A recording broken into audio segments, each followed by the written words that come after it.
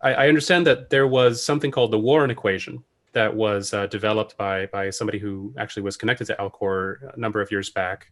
And it's very similar to the Drake equation. So it takes a number of factors and tries to say, well, what are all the things that essentially have to go right for, someday a revival, a potential revival to be forthcoming.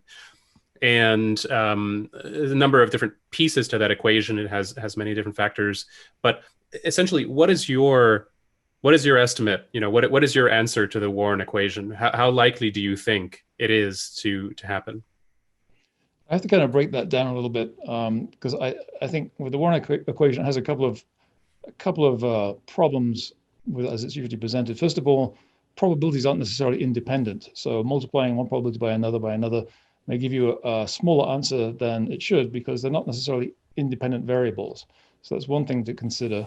Also, they tend to be presented as if they are given numbers, given percentages for each variable, whereas they can actually be affected by what you do. So for instance, the chances of you getting a good cryopreservation depend on things like how well have you taken care of your health.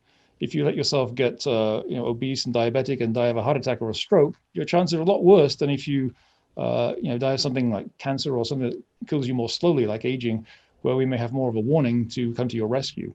Or you could even make efforts to work with your local medical examiner or coroner to let them know this is something you want, so they maybe are less keen on chopping you into pieces as they tend to want to do, and that's been a major issue for us sometimes. Also, just things like updating your paperwork so you have the latest version, which is the best version, having clauses in there to disinherit relatives who want to take your money, having the right kind of medical power of attorney, someone who's sympathetic to your cryonics wishes rather than the family member who's not. There are many, many things people can do. And as you said, Daniel, it's not a matter of signing up and then forgetting it. There are all kinds of other things you can do. I gave a talk on that at the Alcor conference not long ago. There's lots of things you can do to improve your chances. So there aren't really set probabilities. So with those two disclaimers, I know that's not satisfying. You want a bit of a more of an answer than that.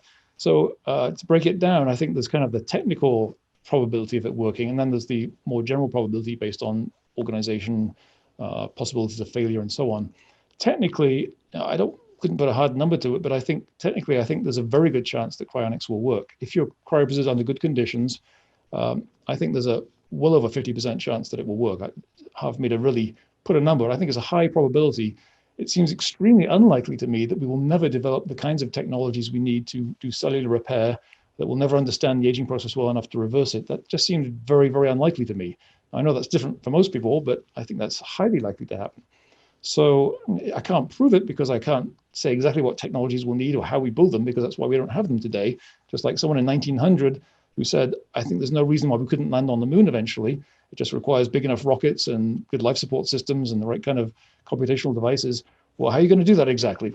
I have no idea, but it doesn't violate laws of physics. It should be doable. That was not an unreasonable view. So I'm kind of in that sort of position. Now, if you go to the more general probabilities, how likely is it the organization will survive, both for internal reasons and external reasons, that obviously is much harder to answer. In the last issue of the magazine, I actually wrote a piece on organizational longevity and did a survey of all the organizations that have survived for hundreds of years or more. And in the issue that's about to come out, you'll see I have a part 2 on that, looking specifically at Alcor. I mentioned that we've been around for 48 years, which is probably maybe half the amount of time more that we need to stay around in the future. I'm guessing something like 100 years. And I discussed some of the measures we're taking to survive that. So I can't really assign a probability, but I think we have a pretty decent shot at surviving or passing into some other organization, a merger or an acquisition or something. I think there's a fairly good chance, but technically I think there's very good chances. I'm not one of those people who say there's only a 1 or 2% chance. I think that's way too low. But again, it really depends on what you do, how you take care of yourself, what paperwork you have, all those kind of things. For someone who crosses their T's and dots their I's and has a bit of luck, double digits. Let's go with that, right? Somewhere in the double digit range. Yeah, I would say so.